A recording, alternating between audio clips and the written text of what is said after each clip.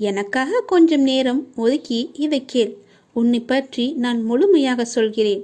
உன்னுடைய மனநிலை எப்படி இப்போது இருக்கிறது என்று நான் சொல்கிறேன். முழுமையாக எனக்காக நேரம் ஒதுக்கி கவனமாக கேள். நீ எங்கிருந்தாலும் நான் உன்னுடன் இருப்பேன். உன்னுடன் மட்டும்தான் இருப்பேன். நீ இப்போது எந்த நிலையில் இருக்கிறாய் தெரியுமா? இன்ப நிலை நீங்கி துன்ப சுமையை நீ சுமந்து கொண்டிருக்கிறாயே. அனுபவிக்க இன்னும் என்ன இருக்கிறது என்ற அளவில் துன்பத்தின் எல்லை வரை சென்றுவிட்டு வெறுமையாய் நின்று என் சன்னதியில் எனது முகத்தை உற்று பார்த்து அழுது கொண்டிருக்கிறாய். உன்னை நான் கண்டு கொள்ளவில்லை என்று நினைத்தும் கொண்டிருக்கிறாய். உன்னை கரிசனத்தோடு நான் கவனித்து கொண்டுதான் இருக்கிறேன். ஒவ்வொரு முறையும் உன்னை தைரியப்படுத்தி கொண்டுதான் வருகிறேன் என்பதை நீ நினைவுபடுத்திக்கொள். நான் உனக்கு ஒன்றும் செய்யவில்லை என்று மட்டும் நினைத்து விடாதே. உனக்கே தெரியாமல் நான் பல விதத்தில் உனக்கு உதவி கொண்டிருக்கிறேன். இன்னும் நீ கடந்து போக வேண்டிய தூரம் கொஞ்சம் மட்டும்தான் இருக்கிறது. அதுவரை எல்லையற்ற பொறுமையோடு நீ காத்திரு. உனக்கு மிகவும் பொறுமை தேவை. தீவிர நம்பிக்கையோடு உனது சுமையின் கணம் தெரியாமல் இருப்பதற்காக எனது நாமத்தை நீ உச்சரித்தபடியே இருக்க வேண்டும். எனது சத்தத்தை உணர்வுள்ள நீ கவனித்துக்கொண்டு அதன்படி நடந்து கொள். அப்போது உனக்கு ஆறுதல் கிடைக்கும், மன நிம்மதி கிடைக்கும். நீ இப்போது கவலைப்பட்டு கொண்டிருக்கிறாயே, அந்த கவலை உனக்கே தெரியாமல் காணாமல் போய்விடும். இருந்த இடம் தெரியாமல் போய்விடும். நீ எதை பற்றியுமே மனதில் வைத்துக்கொண்டு சஞ்சலப்பட்டு கொண்டிருக்காதே. நான் உன் கூடவே இருக்கிறேன். எது வந்தாலும் நான் பார்த்து கொள்கிறேன். என்னுடைய அருள் நான் உனக்கு தருகிறேன். என் அருள் முழுவதையும் ஆசீர்வாதத்தையும் நான் உனக்கு தருகிறேன். நான் உனக்கு அருள் செய்ய காத்து கொண்டிருக்கிறேன். இப்படியெல்லாம் நான் செய்யும்போது நீ எதற்காக வீணாக கவலைப்பட்டு கொண்டு உன்னை நீயே வருத்தி கொண்டிருக்கிறாய்? வேண்டாம் தங்கமே. வீசும் காற்றுக்கு அளவுகோல் தெரியாது. பாய்ந்து சுழன்று வரும் அலையான நீருக்கு அளவு கிடையாது. சுடர்கொண்டு எரியும் நெருப்புக்கு அளவை எட்ட முடியாது. பரந்த ஆகாயத்திற்கு எல்லை என்ற அளவுகோல் இல்லை. நீளம் என்ற பரந்த பூமிக்கு ஆழங்களின் அளவுகோல் இல்லை. நீ போகும் தூரத்திற்கும் கடக்கும் பாதைக்கும் உன் அனுபவங்களுக்கும் அளவுகோல் உண்டா? இவற்றுக்கே இல்லை என்ற போது உன் வெற்றியை மட்டும் உனக்கு அளவுகோல் வைத்தால் நான் கொடுப்பேன். உனக்கான எல்லாமே தக்க சமயத்தில் கொடுத்து நான் உன்னை வாழ வைப்பேன். உன்னுடைய பாதைகள் எல்லாமே தெளிவாகும் காலம் வந்துவிட்டது. பணிகள் படர்ந்து இருள் சூழ்ந்த கஷ்டங்கள் எல்லாமே விலகி போகப் போகிறது. உன் மனம் நொந்து போன விஷயங்கள் எல்லாமே இப்போது உன் மனம் மகிழ்ச்சி அடையும் அளவிற்கு இனிமேல் ஒன்றின் பின் ஒன்றாக நிகழப்போகிறது. நிம்மதி என்ற மலர் உன் வீட்டில் பூக்கப் போகிறது. உன் மனதில் மலரப் போகிறது. இனிமேல் தென்றலாய் வசந்தமாய் நீ எப்போதும் வசந்த காற்றை சுவாசிக்கப் போகிறாய். நீ எதற்காகவுமே பயப்படாதே, கலங்காதே. உன்னில் வெற்றி என்ற தீபத்தை நான் ஏற்றி காமிக்கிறேன். அகிலத்தின் ரூபமாய் நான் எப்போதுமே உனக்கு துணையாக இருப்பேன். இது நிச்சயமாகவே நடக்கும். எதை பற்றியுமே கவலைப்படாதே. இன்றைய இப்போதைய சூழ்நிலையை வைத்து எதிர்காலத்தை நீ தீர்மானித்து விடாதே. எல்லாவற்றையுமே நானே பார்த்து கொள்கிறேன். உன் அப்பா நான் இருக்கும்போது எதற்குமே நீ கவலைப்படாதே. நான் உனது கோரிக்கையை நிறைவேற்றப் போகின்றேன். இரட்டிப்பு மகிழ்ச்சியுடன் நல்ல செய்தி சொல்லத்தான் நான் இப்போது வந்திருக்கிறேன். நீ இதை கேட்கும் நொடியே நீயும் உன் இல்லமும் சுபிட்சம் அடைய போகிறது. மகிழ்ச்சியும் கிடைக்கப் போகிறது. நீ விரும்பியது எல்லாம் உனக்கு கிடைத்துக் கொண்டே இருக்க போகிறது. அப்பா உனக்கு நல்ல செய்தி சொல்ல வந்திருக்கிறேன்.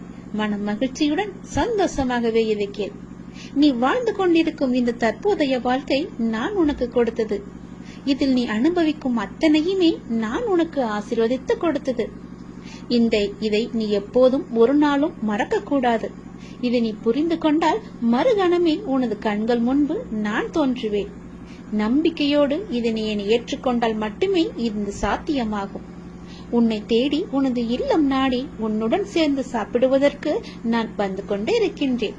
எனக்கு பிடித்த உணவை தயார் செய்து வை. உன் வீட்டில் வந்து தங்கி அதை நான் உண்ண போகின்றேன். உன்னை நீ தயார்படுத்திக் கொள். எனது பரிபூரண ஆசீர்வாதம் உனக்கு கிடைக்கப் போகின்றது.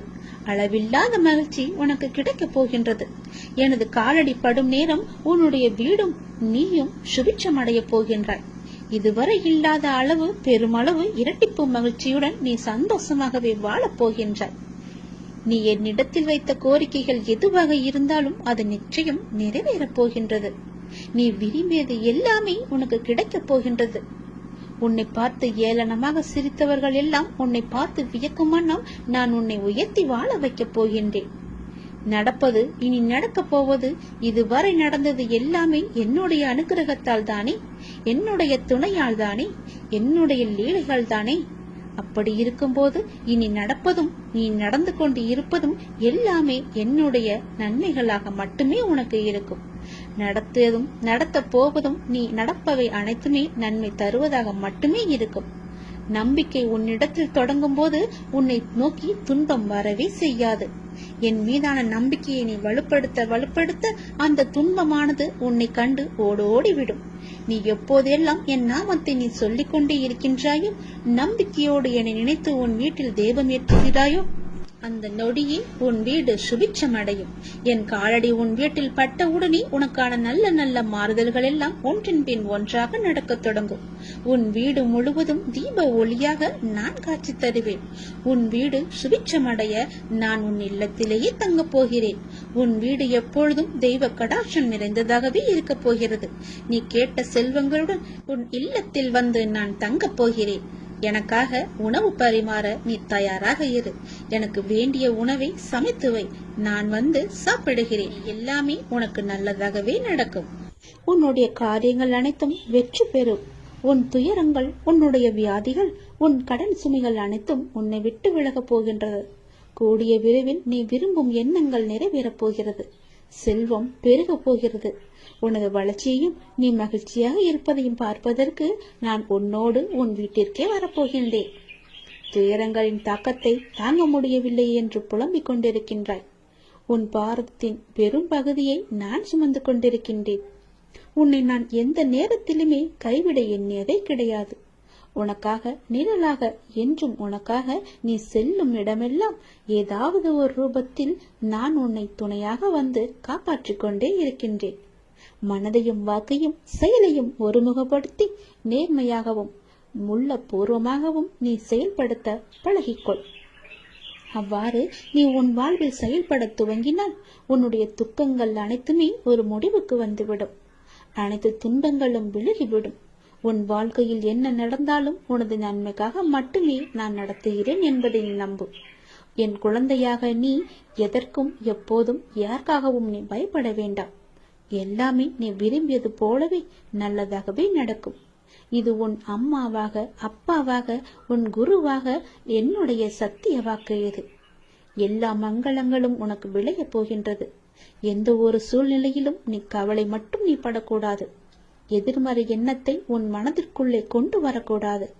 எப்போதும் நீயும் உன் வீடும் நேர்மறையாகவே எப்பொழுதும் சூழ்ந்து இருக்கட்டும். நேர்மறையை மட்டுமே உனக்குள்ளும் உன் வீட்டிற்குள்ளும் கொண்டு வா. தன்னை நாடி வருபவர்களிடம் எந்த வித்தியாசங்களையும் நான் ஏற்ற இறக்கங்களையும் நான் பார்க்க மாட்டேன். தன் சன்னதியை அடைந்து கண்மூடி நம்பிக்கையுடன் பிரார்த்தனை செய்பவர்கள் மேல் தன்னுடைய பேரருளை நான் வியாபிக்க செய்கின்றேன். இன்றைய தினம் என்னுடைய பேரருளை நீ பெற்று வாழ்வாங்கு வாழப் போகின்றாய்.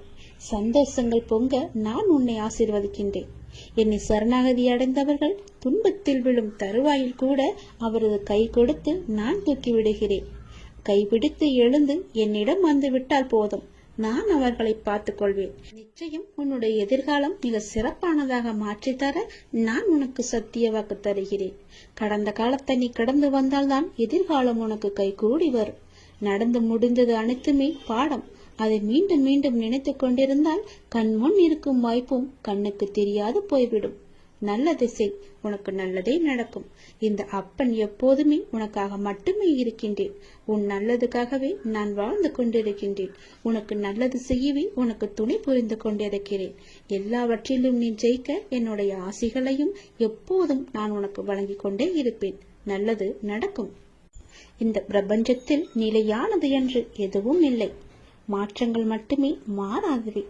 தினமும் நம் கண்களுக்கு தெரிந்தும் தெரியாமலும் எத்தனையோ மாற்றங்கள் நிகழ்ந்து கொண்டுதான் இருக்கின்றன. நம் வாழ்விலும் பல மாற்றங்கள் நிகழலாம். நீங்கள் மாற வேண்டும் என்று நினைப்பது இன்றே கூட மாறலாம். ஆகவே நம்பிக்கையை இழக்காதே. நமது சூழ்நிலைகள் நிரந்தரமில்லை. தோல்விகளும் நிரந்தரமில்லை. கஷ்டங்களும் நிரந்தரமில்லை. உன் கடன் பிரச்சனைகளும் நிரந்தரமில்லை. இன்றைய நிலை நிரந்தரமில்லை. அவமானங்கள் எதுவும் நிரந்தரமில்லை. கஷ்டங்களும் கவலைகளும் கூட ஓடோடிவிடும். இவை அனைத்துமே மாறக்கூடியவை. அனைத்திற்கும் தீர்வு உண்டு. நீ என்னை நம்பினாய். என்னால் தீர்க்க முடியாத பிரச்சனைகளே இல்லை. நிறைவேற்ற முடியாத பிரார்த்தனைகள் இல்லை. மாற்ற முடியாத சூழ்நிலைகள் இல்லை. முழுமையாக என்னை நம்பு. உங்களுக்கு ஒன்று தாமதமாகிறது என்றால் அதை முழுமையாக ஏற்றுக்கொள். காரணமில்லாமல் இங்கு எதுவுமே நிகழப்போவதும் கிடையாது.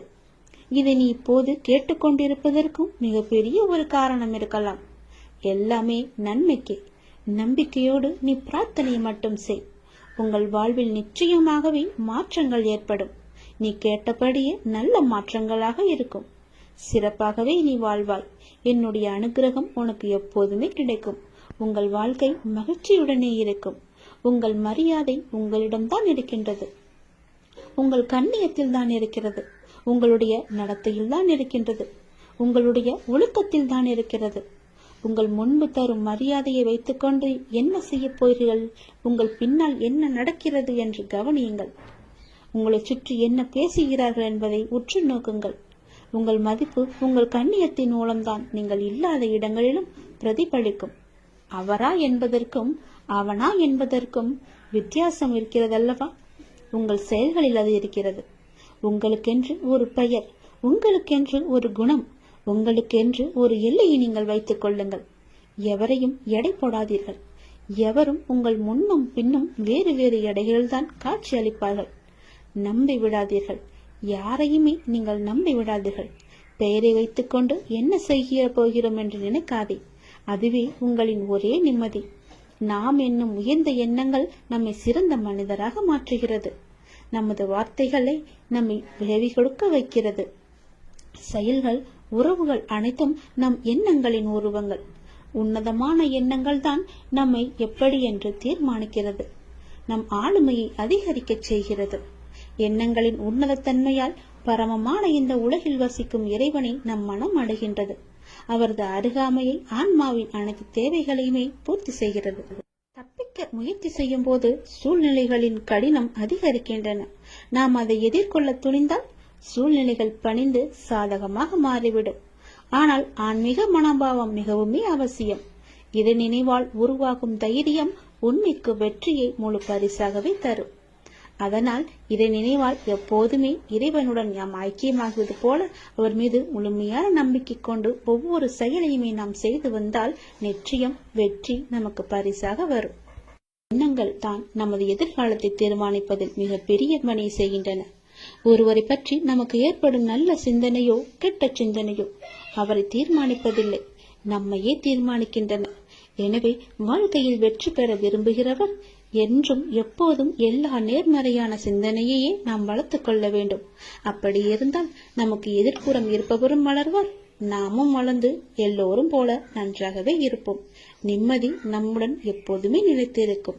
குழந்தையே, ஒருவர் வியாபாரம் செய்ய முடிவெடுத்து தன்னுடைய குருவை நோக்கி சென்றார். செய்யலாமா வேண்டாமா என்று தீர்மானிப்பதற்காக அவரிடம் கேட்பதற்காக சென்றார். தம்முடைய ஊருக்கு வந்த சன்னியாசி ஒருவரை சென்று சந்தித்து தனது நிலைமையை சொல்லி புலம்பினான் ஒரு வியாபாரி. நீ வியாபாரம் செய்ய வேண்டும் என்று முடிவு செய்தது தவறல்ல, என்ன வியாபாரம் செய்ய வேண்டும் என்று முடிவு செய்ததுதான் தவறு. மக்களுக்கு எது அன்றாடம் தேவைப்படுகிறதோ, எது வாங்க வாங்க தீர்ந்து போகின்றதோ அதை நீ வியாபாரம் செய். உன் பிரச்சனை முடிவுக்கு வரும். நான் வடக்கே யாத்திரை செல்கின்றேன். 2 மாதங்களில் திரும்ப வருவேன். அப்போது வந்து என்னை மீண்டும் பார் என்று ஆசை கூறிவிட்டு சென்று விட்டார். இவனுக்கு அப்போதுதான் உண்மை புரிந்தது. மக்களின் தேவையை அறிந்து கொள்ளாமல் நமக்கு சுலபமாக இருக்கிறது என்று நாம் முடிவு செய்து இத்தனை நாள் வியாபாரம் செய்து வந்தோம். அதனால் தான் தோல்வியும் ஏற்பட்டது என்று உணர்ந்து கொண்டான். தொடர்ந்து தனது மனைவி மற்றும் நலம் விரும்பிகளுடன் ஆலோசித்து அந்த ஊரில் ஒரு காய்கறி கடையை திறந்தான். பக்கத்து ஊர்களுக்கு சென்று காய்கனி வகைகளை வாங்கி வந்து தனது கடையில் நியாயமான விலைக்கு விற்றான். இதைத் தொடர்ந்து வியாபாரம் சூடுபிடிக்க ஆரம்பித்தது. அவனுக்கு வாடிக்கையாளர்களோ பெருகினர். துறவியின் வாக்கு பழித்ததை எண்ணி அவன் மகிழ்ச்சி அடைந்தான். அவருக்கு மானசீகமாக நன்றியும் கூறினான். இந்த நிலையில் இவனது வியாபாரத்தை பற்றி கேள்விப்பட்ட பக்கத்து ஊர் செல்வந்தர் ஒருவர் இவனது கடைக்கு எதிரே இருந்த ஒரு காலி நிலத்தை வாங்கி அந்த இடத்தில் மிக பிரம்மாண்டமான கட்டிடம் ஒன்றை கட்ட ஆரம்பித்தார்.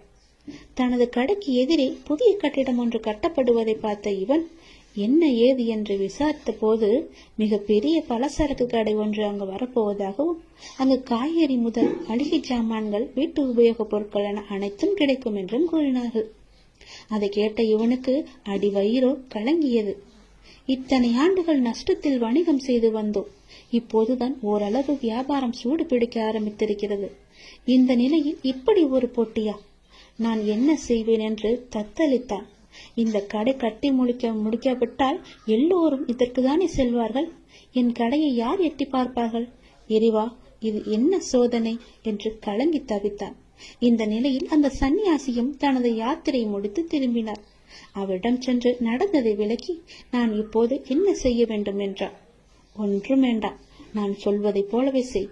தினமும் காலை உன் கடையை திறக்கும் போது இன்று எனக்கு வியாபாரம் நன்றாக நடக்க வேண்டும் என்று கடவுளை பிரார்த்தனை செய். அப்படியே எதிர்ப்புறமும் திரும்பி அந்த புதிய கடையிலும் நன்றாக வியாபாரம் நடக்க வேண்டும் என்று பிரார்த்தனை செய். உப்புக்காக பிரார்த்திக்காமல் மானசீகமாக அதை விரும்பு. நல்லதே நடக்கும் என்றார். என்ன இப்படி சொல்கிறீர்களே என்று அவரும் ஒரு நிமிடம் குழம்பி போனார். என்னது, எனது போட்டியாளரும் நன்றாக இருக்க வேண்டும், அவருக்கும் நன்கு வியாபாரம் நன்கு நடக்க வேண்டும் என்று பிரார்த்திப்பதா என்று கேட்டார். ஆமாம், நீ அவருக்கு கூறும் ஒவ்வொரு வாழ்த்தும் நல்ல எண்ணமும் உனக்கே பன்மடங்காக திரும்ப வரும். அதே போல அவருக்கு நீ தீமை நினைத்தால் அதுவும் உனக்கே திரும்ப வரும் என்றார். அதே போல அவர் எங்கேனும் சந்திக்க நேர்ந்தால் ஒரு போட்டியாளரை பார்ப்பது போல் பார்க்காது, ஒரு நண்பரை நலன் விரும்பியை பார்ப்பது போல பார்த்து ஒரு புன்னகை செய் என்றார்.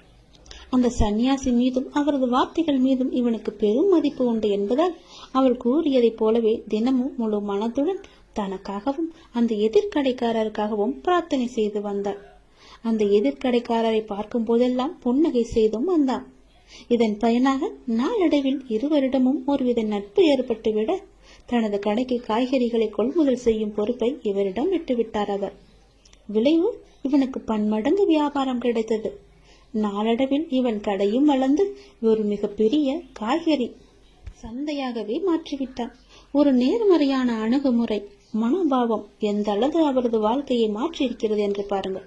நாம் இந்த உலகத்தில் தனியாக இல்லை. ஒவ்வொரு விஷயமும் ஒன்றுக்கொன்று பிணிந்தவைதான். நமது தான் நமது எதிர்காலத்தை தீர்மானிப்பதில் மிக பெரிய பணி செய்கின்றன.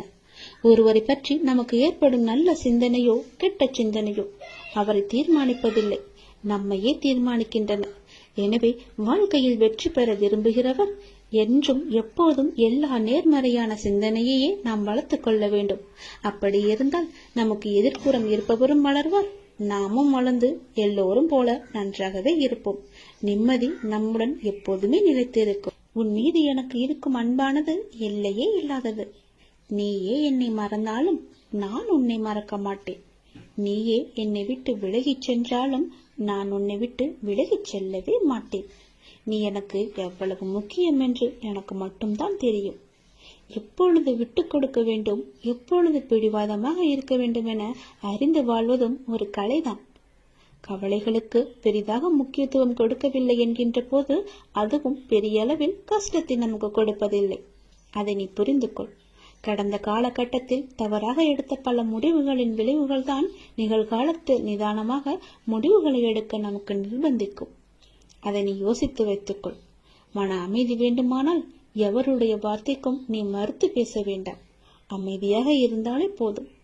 சிறிது காலமாக உனக்குள் இருந்த மனப்போராட்டத்திற்கு இப்போது விடை கிடைக்கும் நேரம் வந்துவிட்டது. அதற்கான விடையை தேடி நீ எங்கும் போக வேண்டாம். அதுவே விடை தேடி வந்து கொண்டிருக்கிறது.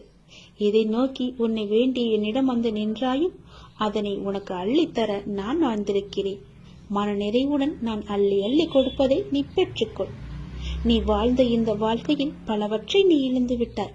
ஆனால் இன்று இழந்ததை புதுப்பித்துக் கொடுக்க நான் வந்திருக்கின்றேன். தன்னை பற்றி பெரு நல்விதமாகத்தான் நினைக்க வேண்டும் என்பதை நீ எப்பொழுதும் விரும்பக்கூடாது. உன்னுடைய இயல்பு மாறாமல் நீ இரு. படைத்தவருக்கு தெரியும் யார் சிறந்தவன் என்று. தனிமையில் அழுகை, காரணம் தெரியாத சோகம், நலமா என கேட்டால் கொட்டிவிட தயாராய் இருக்கும் கண்ணீர். அத்தனையிலிருந்தும் நான் உன்னை கண்டிப்பாக விடுவிப்பேன். நான் உனக்கு துணையாக இருக்கின்றேன். கதறி அழுதது எல்லாம் போதும். கதறி அளவு முடியாமலும் கண்ணீரை அடக்க முடியாமலும் எதையோ நினைத்து சந்தேகத்தில் பயந்து கொண்டே இருக்கின்றாய். வீதியில் நீ கடந்து சென்ற பாதையை நான் நிச்சயம் அறிவேன். உனக்கான கள்ள காலம் நெருங்கிவிட்டது தங்கமே. விரைவில் உன் நலம் நிச்சயமும் கிடைக்கும். இழந்தது எதுவாக இருந்தாலும் அதை பற்றி நீ பயப்படாதே. அதை விட மிக பெரிதாகவே சிறந்ததாகவே பல மடங்கு நன்மையுடன் உனக்கு கிடைக்கும்படி நான் அருள் புரிகிறேன். நிச்சயம் கிடைக்கவும் செய்வேன். எதை பற்றியும் சிந்திக்காதே. நல்லது மட்டுமே நினை. உன் வாழ்வில் பல நல்ல நல்ல அற்புதங்கள் மாற்றங்கள் எல்லாம் நடக்கப் போகின்றது. என்னை சரணாகதி அடைந்தவர்கள் துன்பத்தில் விழும் தருவாயில் எனது 4 கரங்களையும் கொடுத்து அவனை மேலே எழச் செல்வேன். நான் அவனை முழுமையாக கண் இமை காப்பது போல காத்து கொண்டிருக்கிறேன்.